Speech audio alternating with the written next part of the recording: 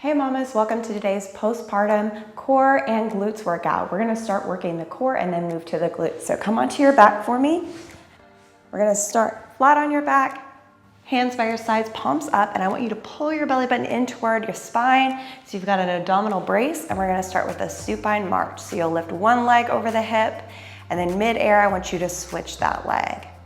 So knee comes directly over your hip, shin parallel to the ceiling, and we're just lightly tapping the toe. You could also do this without shoes on, and that would work fine too.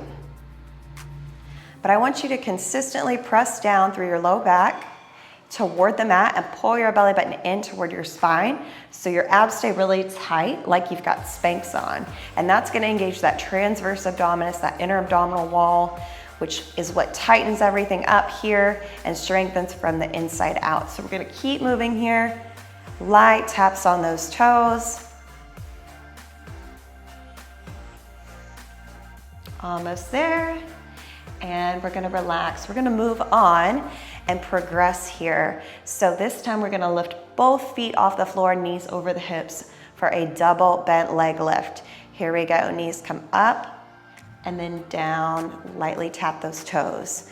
So same thing here, knees stop directly over those hips, shins parallel to ceiling, and that lower back is pressing downward. You might feel a little bit more shifting here. Your abs are having to work harder since both those legs are moving together. So I want you to consistently press down through that low back to maintain that abdominal brace.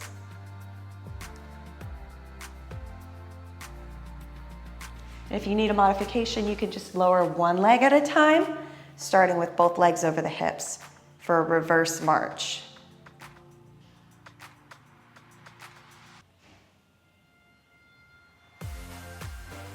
This one's all about moving with control, so go slow as you need to. And relax. We're gonna move on to a single leg extension. So we're gonna lift both those feet up off the floor, 90 degrees right here. Go up, and then front leg goes out, bend, and then touch down. Do that again. So we're gonna stay on one leg, and we'll move to the other side for the next set. So as you extend that leg, you're pressing out about 45 degrees, pointing through the foot, and you're gonna feel those abs work a little bit harder as you move that leg away. So when you're moving that leg away, I want that opposite knee to stay right over the hip so that pressure stays in the lower abs.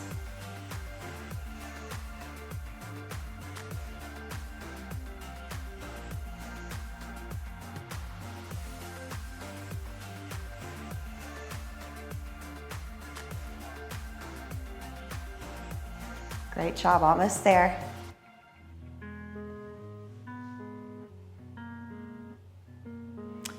And relax, we're gonna move to the other side.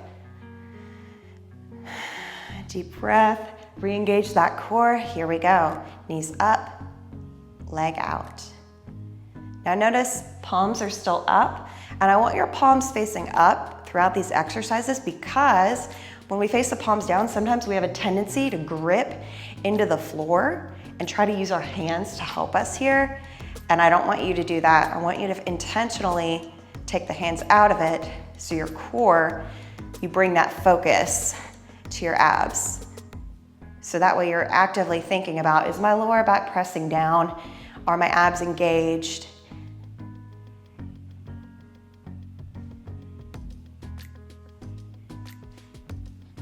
Good, and these are small movements, but we're really isolating the core here. And relax, we're gonna move on now. This time we're gonna do a leg extension starting with the legs up. We're gonna lower one leg at the time toward the floor, bring it back up. So you can go as low as you want to here, but you know what I'm gonna say already. Keep that lower back pressing toward the floor. Good, so all that pressure's in the abs. Alternatively, you can do this with bent legs, and that will help take some of the pressure out, make it a little easier. You don't have to touch the floor, you can, but I want you to focus on control. And so that means we're moving slowly, intentionally, Focusing on that strength.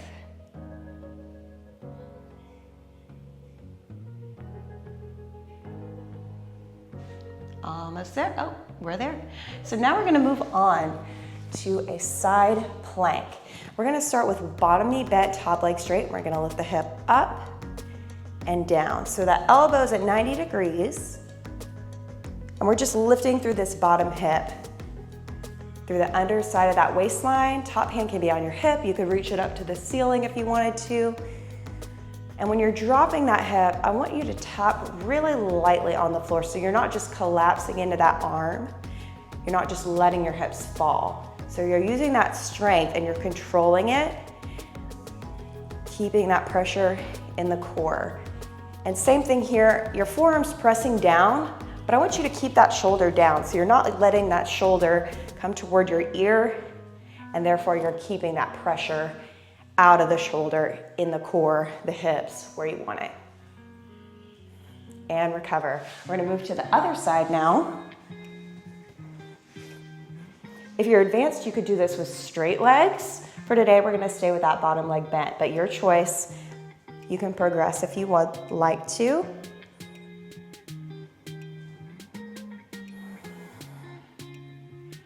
Good, make sure that fist is in front of your elbow here. That 90-degree angle is really important. It's gonna protect that shoulder and help you maximize that work in the hips and the core.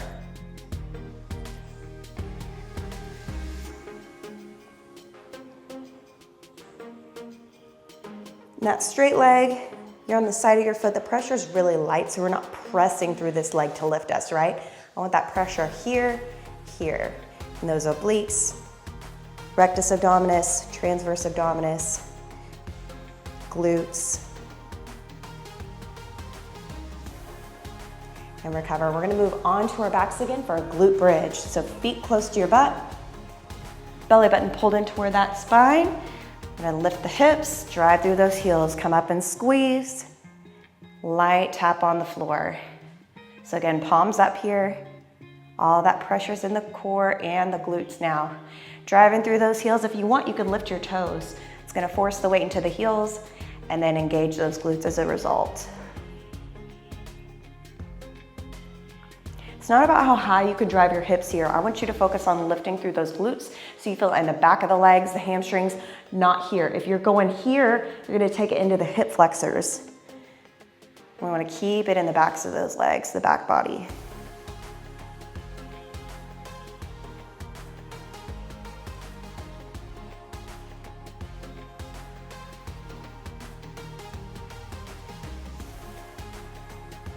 And recover. We're gonna move on. This time we're gonna come up in that bridge and pulse. So staying in the top of the range. Here we go. Tiny pulse, up and down.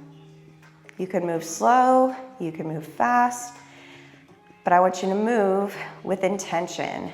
So every pulse, you're squeezing your butt, releasing, squeeze, release.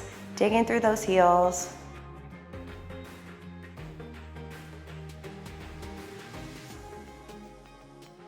Now we feel those glutes, right?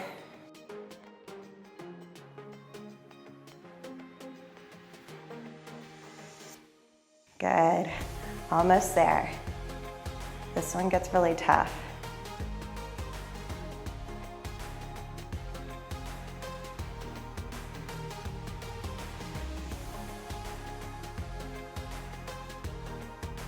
And recover. We're gonna move to a single leg bridge. So, lift one leg over the hip. We're gonna drive through that bottom heel, lifting the hips up and releasing. You can keep this leg up over your hip, or you can set it down between reps for a longer break. But regardless, that knee should be right over your hip when you're doing the bridge, shin parallel to the ceiling. You can flex or point the toe, doesn't matter. What does matter is that hip stability. So put your hands on your hip bones here.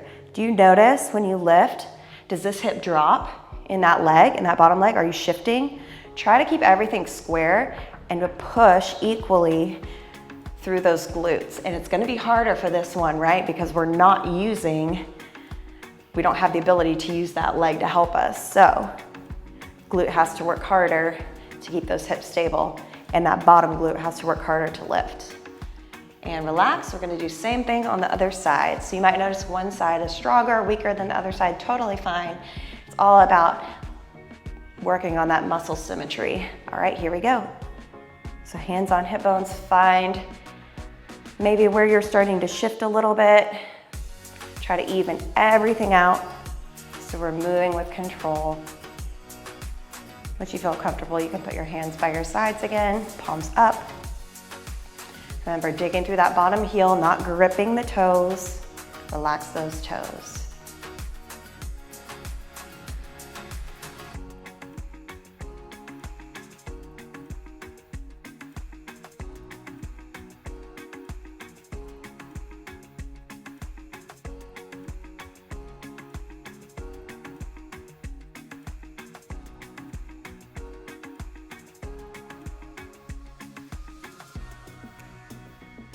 And recover, nice. We're gonna flip it over, coming to our hands and knees for a fire hydrant.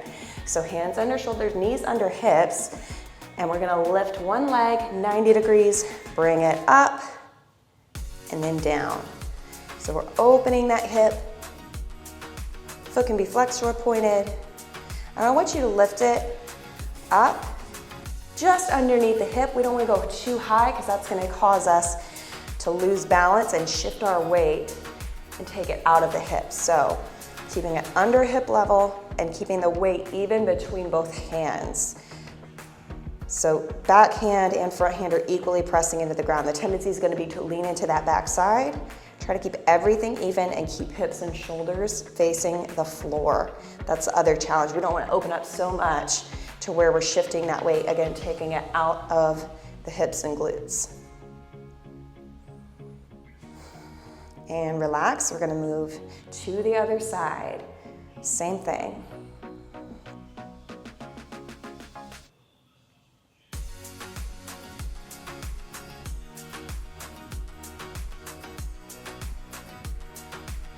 You'll probably find, again, one side's a little easier, this side's a little harder for me.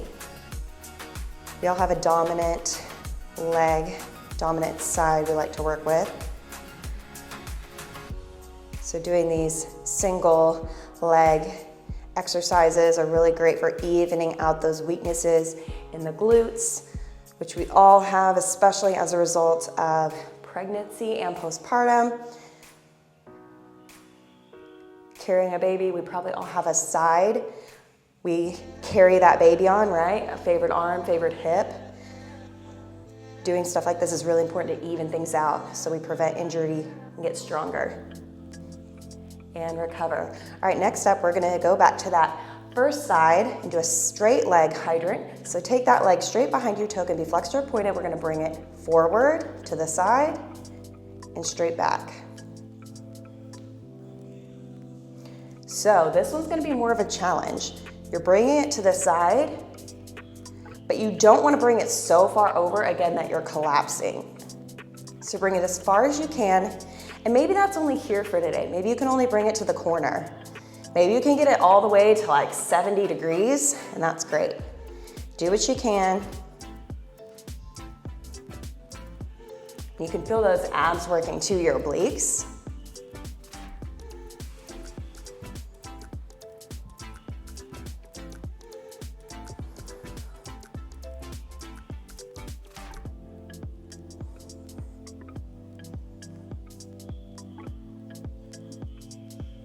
And recover. We're gonna do the same thing. Other side. Whew, those shoulders are getting some work too, being on our hands and knees this long. All right, same thing, other leg, straight to the side.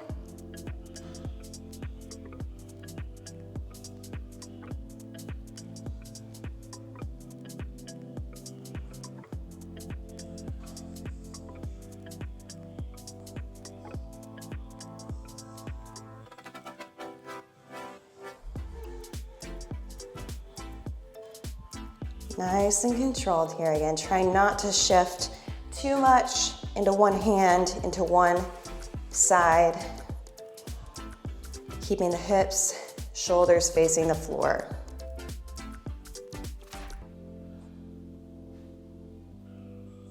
Almost there.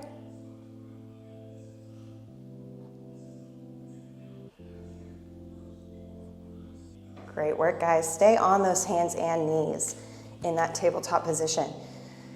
We're gonna take the opposite leg, bend it 90 degrees, flex the foot. We're gonna drive the heel up a couple inches, down a couple inches.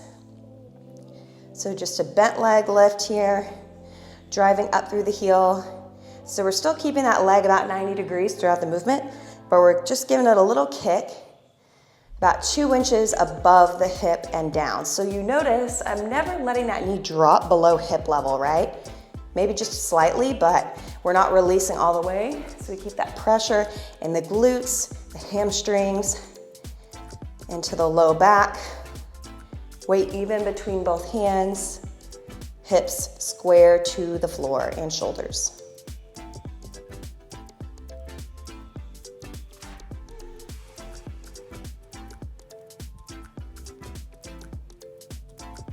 Recover, we're gonna do the same thing, other leg.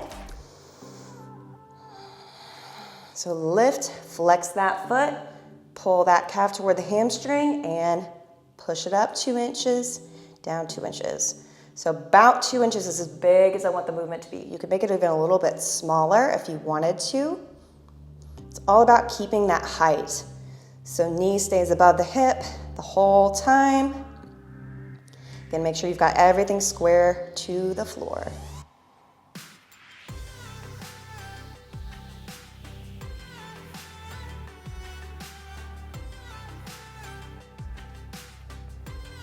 Really feel that isolation in the glute, the hamstring, and your abs are having to work really hard here to keep you stable. Anytime we do a single leg exercise, abs are working really hard too. It's working on that core stability. And recover.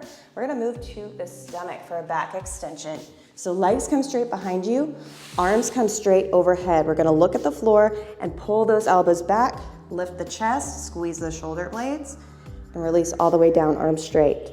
So legs stay on the ground, toes pointed, chest lifts.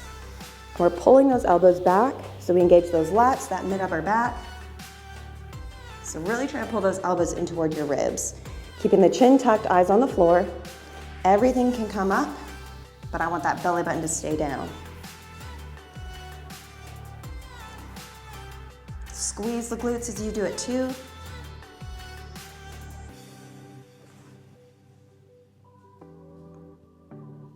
So this one's great for strengthening the back, the glutes, the abs, creating some flexibility too.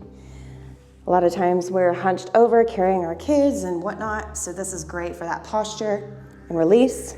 We're gonna move on to an airplane. So make sure you have plenty of room for your arms to go wide here. We're gonna lift the opposite arm and leg, and we're gonna look toward the hand. So hand lifts, foot lifts, opposite leg, squeeze that glute. Gently put it down. We're moving to the other side. So we're gonna alternate sides here. Leg comes straight off the floor, just a couple inches, not too high here. Chest comes off the floor. If you're getting comfortable, you can lift the chest higher, but I want that belly button to stay down.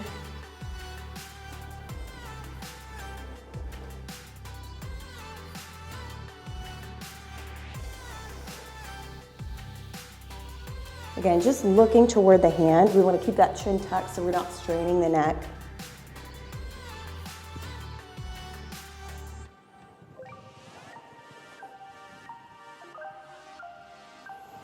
And relax. One more exercise. This one, we're gonna take the knees wide. Hands down, head on hands. Just relax your upper body, heels together, feet flexed. We're gonna press the heels up and try to lift the knees. Come back down. So heels drive up, legs off the floor and down. This one's really challenging. If you can't seem to get the legs off the ground, that's okay. Just focus on pulling those heels in toward your butt. And just try your best. Even if you can only lift a tiny bit, that's okay. We want to take the upper body out of this. So try to keep everything still and relaxed. Chest stays on the floor. So you can focus on isolating those hamstrings, those glutes, the lower back. This one might take a little bit of practice, but that's why I put it at the end. It's going to be challenging. We're almost there.